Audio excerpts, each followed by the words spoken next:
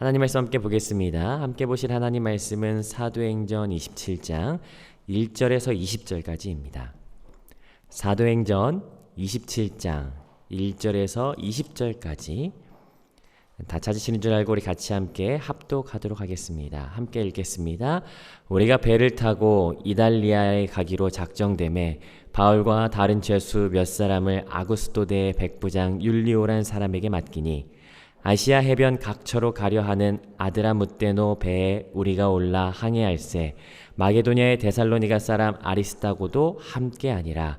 이튿날 시돈에 되니 율리오가 바울을 친절히 대하여 친구들에게 가서 대접받기를 허락하더니 또 거기서 우리가 떠나가다가 맞바람을 피하여 구브로 해안을 의지하고 항해하여 길리기아와 밤빌리아 바다를 건너 루기아의 무라시에 이르러 거기서 백부장이 이달리아로 가려 하는 알렉산드리아 배를 만나 우리를 오르게 하니 배가 더디가 여러 날 만에 간신히 니도 맞은편에 이르러 풍세가 더 허락하지 아니하므로 살모네 앞을 지나 그레데 해안을 바람막이로 항해하여 간신히 그 연안을 지나 미양이라는 곳에 이르니 라세아시에서 가깝더라. 열의 날이 걸려 금식하는 절기가 이미 지났으므로 항해하기가 위태한지라 바울이 그들을 권하여 말하되 여러분이여 내가 보니 이번 항해가 하물과 배만 뿐만 아니라 우리 생명에도 타격과 많은 손해를 끼치리라 하되 백부장이 선장과 선주의 말을 바울의 말보다 더 믿더라. 그 항구가 겨울을 지내기에 불편하므로 거기서 떠나 아무쪼록 베닉스에 가서 겨울을 지내자 하는 자가 더 많으니 베닉스는 그레데 항구라 남풍이 순하게 불어 그들이 뜻을 잃은 줄 알고 닻을 감아 그레데 해변을 끼고 항해하더니 얼마 안 되어 섬 가운데로부터 유라굴로라는 광풍이 크게 일어나니 배가 밀려 바람을 맞추어 갈 수 없어 가는 대로 두고 쫓겨가다가 가우다라는 작은 섬 아래로 지나 간신히 거루를 잡아 선체를 둘러 걸릴까 두려워하여 연장을 내리고 그냥 쫓겨가더니 우리가 풍랑으로 심히 애쓰다가 이튿날 사공들이 짐을 바다에 풀어버리고 사흘째 되는 날에 배의 기구를 그들의 손으로 내버리니라. 여러 날 동안 해도 별도 보이지 아니하고 큰 풍랑이 그대로 있음에 구원의 여망마저 없어졌더라. 아멘. 자, 오늘부터 우리는 사도행전 27장을 같이 함께 묵상하게 됩니다. 가이사랴 감옥에서 2년 동안의 시간을 보낸 바울이 로마 법정의 상소함으로 인해서 이제 로마로의 여정이 시작되고 있죠. 물론 죄수의 신분으로서 압송되는 입장이지만 그러나 사도행전을 보는 전체적인 시각으로 본다면 사도행전 1장 8절에서 시작한 그 성령의 역사, 그 증인으로 시작되는 그 마지막 스텝, 예루살렘과 온 유대와 사마리아와 드디어 땅끝이라 여기던 로마로 가게 되는 그 위대한 시작임을 보게 됩니다. 초라해 보이지만 사실은 위대한 그 발걸음의 첫 시작이 바로 여기에서 시작되는 것을 보게 되는 것이죠. 여러분 그 시작 27장 1절인데요. 우리 같이 한번 읽어보면 좋겠습니다. 같이 한번 읽어보겠습니다. 시작. 우리가 배를 타고 이달리아에 가기로 작정되매 바울과 다른 죄수 몇 사람을 아구스도대의 백부장 율리오란 사람에게 맡기니. 자, 우리는 1절을 통해서 두 가지 정보를 알 수가 있어요. 첫 번째는 바울과 죄수들을 호송하는 책임자가 있구나. 그게 누구냐면 아구스도대의 백부장 율리오라고 이야기합니다. 특별히 이 사람이 속해 있는 아구스도대라고 하는 것은 황제에게 속해 있는 군대라고 하는 의미거든요. 아마 황제의 직속 부대이지 않을까라고 생각할 수 있습니다. 또 두 번째 알 수 있는 것이 있어요. 그것은 뭐냐면 가는 교통수단이 뭐라는 거예요? 배를 타고 가는구나. 그런데 그 배가요 어떤 군함이나 특수 제작된 어떤 호송선 그런 것이 아니라 2절에 보니까 아드라무떼노 배라고 하는 상선에 탑승합니다. 여러분 아드라무떼노라고 하는 지역은 우리가 이전에 바울의 2차 전도 여행 때 봤던 드로아라고 하는 그 항구 바로 아래에 있는 항구입니다. 그곳까지 가는 배이구나 라고 하는 것을 기억할 수가 있죠. 그러나 이 배는요 수송을 위한 목적이 아니라는 것 다시 한번 기억하셨으면 좋겠어요. 무역선이었기 때문에요. 목적지까지 직항으로 가지 않고 경유지가 있다는 것을 보게 됩니다. 3절에 보니까 경유지가 있어요. 먼저는 시돈에 들렀고요. 그 다음에는 무라라고 하는 성까지 간다라고 이야기하죠. 4절 거기까지 가는데 어떤 일이 벌어지는지 한번 살펴봅시다. 자, 시돈에 갔다가 떠나는데 4절 같이 함께 있습니다. 시작. 또 거기서 우리가 떠나다가 맞바람을 피하여 구브로 해안을 의지하고 항해하여. 사실 지도가 있으신 분들은 지도를 펴고 보신다면 아실 텐데 시돈에서 무라까지 가는 데는요 직선으로 가는 항로가 있습니다. 그러나 잠시 후에 살펴보겠지만 지금 이 시기는요 불안정한 날씨를 가지고 있어요. 그래서 바람을 피해서 어떻게 가냐면 구브로 섬을 의지해서 항해했다라고 이야기하는 것이죠. 구브로 섬을 바람막이로 사용했다. 특별히 여기 항해했다라고 하는 말은 7절에 한 번 더 나오는 단어거든요. 휘포트레오라고 해서 바람을 피해서 엄호해서 항해하다라고 하는 모습을 표현하는 단어입니다. 그러니까 바람이 거세니까 곧장 가지 못하고 이 구브로 섬을 두고 끼고 피해서 돌아가는 모습을 보이는 거예요. 그래서 5절에 보니까 길리기아와 밤빌리아 앞바다를 지나서 무라시에 도착하는 것을 보게 되죠. 그리고 여기 무라시에서는요 로마로 가는 배에 환승하게 됩니다. 6절 같이 한번 읽어보겠습니다. 6절 함께 읽습니다. 시작. 거기서 백부장이 이달리아로 가려 하는 알렉산드리아 배를 만나 우리를 오르게 하니. 자, 이제 무라 항구에서 두 번째로 탑승하는 배는 알렉산드리아 배라고 이야기합니다. 여러분 아시다시피 알렉산드리아는요 애굽의 중심 도시였습니다. 내일 본문 38절을 통해서 알 수 있는 정보 하나는 이 배는 밀을 운반하는 화물선이더라고요. 자료에 의하면 로마는 애굽에서 밀을 수입했었습니다. 아마 그 배인 것 같아요. 만약에 그 배였다면 그 화물선의 이름은 이시스라고 하는 배고요. 굉장히 큰 무역선으로서 크기는 1200톤에서 2900톤 가량 되며 길이는 53m 곱하기 13m 정도 되는 그 크기였답니다. 이 배가 알렉산드리아에서 로마까지는 대략 한 2주 정도 걸렸다고 이야기해요. 어쩌면 그 어떤 배보다 가장 안전하고 빠르게 호송할 수 있는 튼튼한 배였을지 몰라요. 아마 율리오는 이 배를 알았던 것 같아요. 아니면 종종 이용했던 배였을 수도 있고요. 근데 무라에서 이 배를 만나니까 이 배를 타서 지금 로마로 가게 되는 거죠. 자, 그런데요 7절 같이 한번 읽어보겠습니다. 7절 시작. 배가 더디가 여러 날 만에 간신히 니도 맞은편에 이르러 풍세가 더 허락하지 아니하므로 살몬의 앞을 지나 그레데 해안을 바람막이로 항해하여. 이 배가 튼튼한 배고 이미 알고 있는 배였기 때문에 금방 도착할 것 같았는데 그런데 어떻습니까? 배가 더디가요. 이 바람과 파도가 허락치 않는다라고 하는 것을 우리가 볼 수 있어요. 그래서 뱃사람들이 어떻게 하냐면요 그레데 섬을 바람막이로 해안을 끼고 항해합니다. 여기 항해하다라고 하는 말은 마찬가지로 4절에서 바람을 피해서 엄호하면서 항해하는 그 장면을 표현하는 동일한 단어이죠.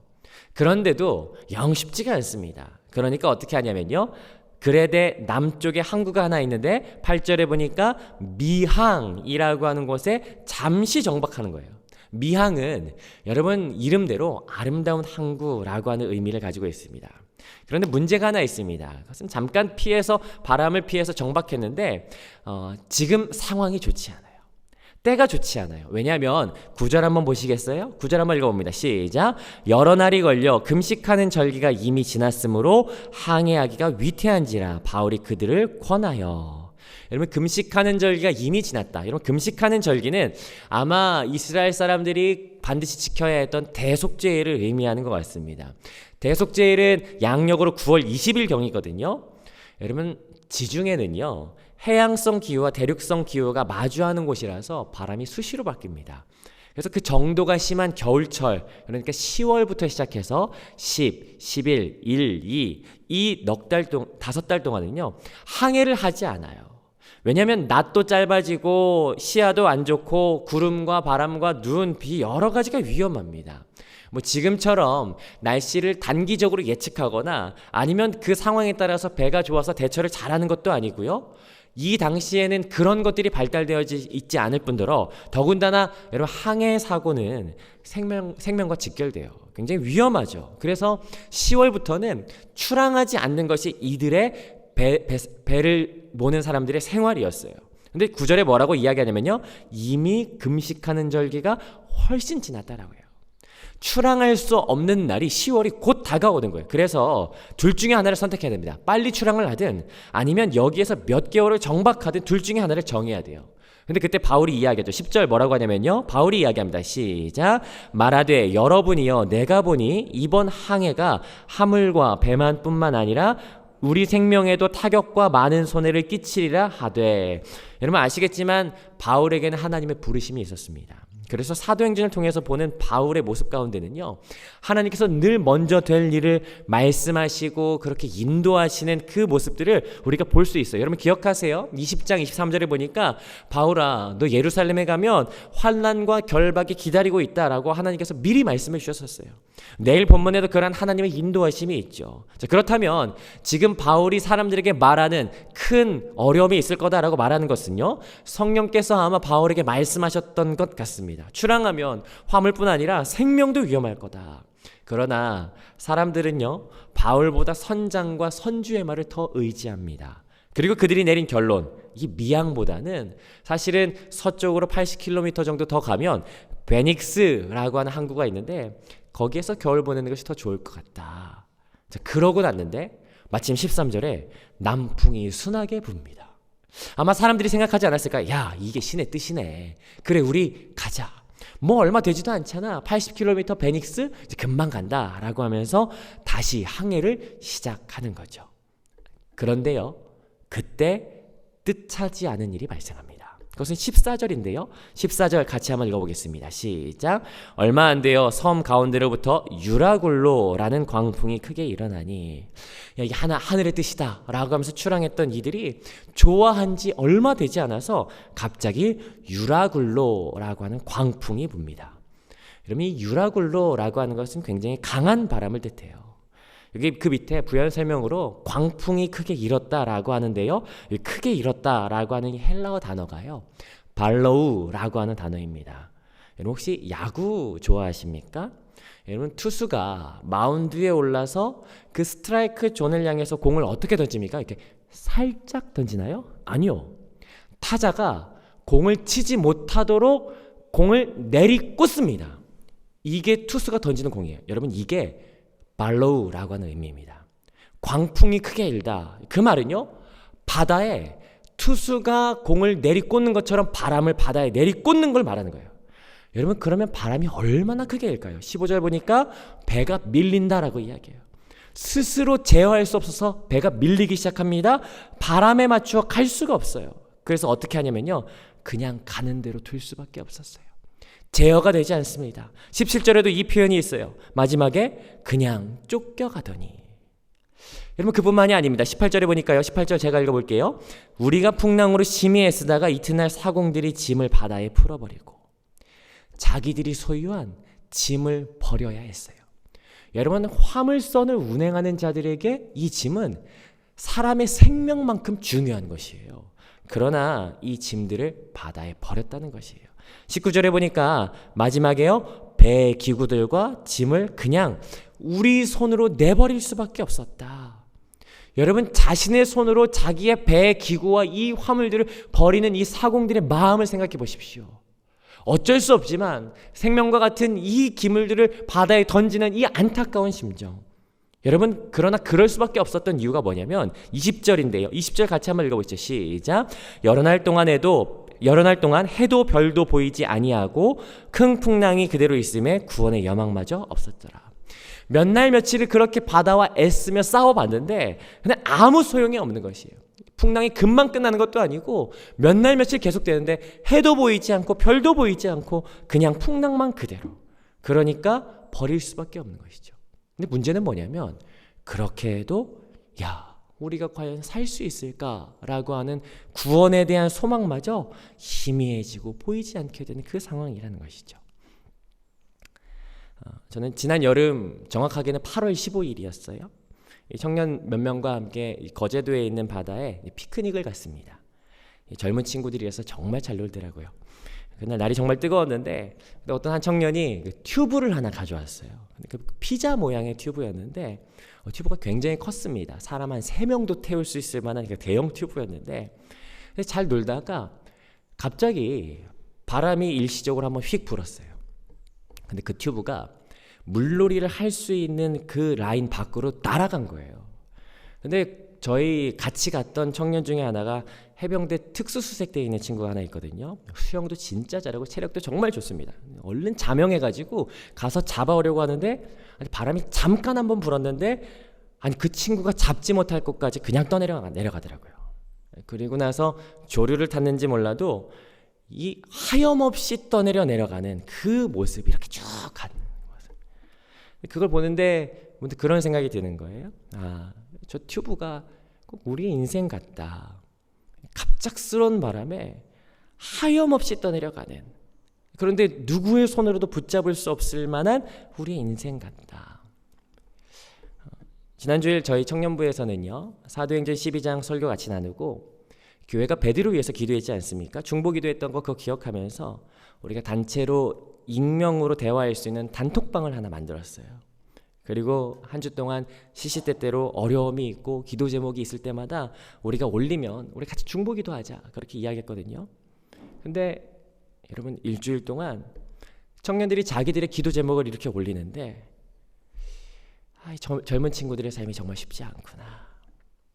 마치 광풍을 맞서고 있는 그런 괴로움들이 이 기도 제목에 녹아져 있는데 참 마음이 참 많이 슬프다라고 하는 것. 여러분, 사실 우리가 계획하는 거 정말 좋아합니다. 그렇지 않습니까? 내가 로마라고 하는 곳에 이렇게 해서 이렇게 가야지 계획하는데, 여러분, 완전히 그것을 무너뜨리는 유라굴로 같은 갑작스러운 이 광풍은 여러분 우리 인생 가운데도 만나지 않나 생각되죠.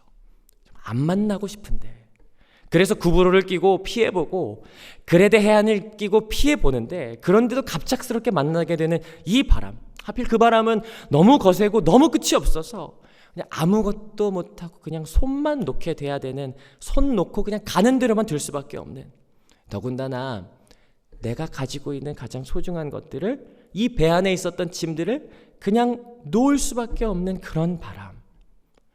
여러분, 그런 바람, 우리 인생 가운데도 그런 유라굴로가 우리 인생 가운데 만나게 되는 것을 보게 됩니다. 더군다나 20절처럼 내가 과연 이 바람이, 이 긴 광풍이 과연 끝이 있을까라고 하는 이 희망조차도 희미해지게 되는 그 상황. 혹시 여러분 그런 상황을 마주하고 있지는 않으십니까? 아마 이 유라굴로 앞에서 선원들은 그런 말 떠올리지 않았을까 싶습니다. 10절에서요, 바울이 했던 말일 텐데, 우리 출항하면 화물과 배와 우리 생명에도 타격과 손해가 있을 거다. 그러면서 그때 그 말 들었더라면 유라굴로 안 만나지 않았을까라고 하는 그 말. 그런데요, 그러고 보면 아직 유라굴로의 영향력 아래에 있지만, 그러나 이 10절의 상황이 우리에게 유일한 소망이 되는 것을 우리가 생각해 보게 됩니다. 다른 것이 아니죠. 하나님께서 여전히 인도하신다라고 하는 것이에요. 어려운 일을 당할 때 그 어려움 당하지 않도록 이끄시는 그 하나님을 우리가 10절에서 만나게 된다라는 사실이에요. 여러분, 그러고 보니까 우리가 잘 아는 시편 107편 28절에서 30절까지 이렇게 기록하고 있어요. 그가 그들의 고통에서 그들을 인도하여 내시고 광풍을 고요하게 하사 물결도 잔잔하게 하신도다. 그들이 평온함으로 말미암아 기뻐하는 중에 여호와께서 그들이 바라는 항구로 인도하시는도다. 여러분, 이 말씀 통해서 우리가 알 수 있는 것이 있습니다. 그것은 하나님이 우리를 인도하시는 분이시구나. 그래서 결국에 우리가 바라는 항구, 이전 개역개정 성경에는요, 소원의 항구라고 이야기하는데, 그 소원의 항구로 우리를 인도하시는 분이 하나님이시구나 라고 하는 것을 우리가 말씀을 통해서 기억한다라는 사실이에요. 오늘 하나님께 우리의 소망을 두었으면 좋겠어요.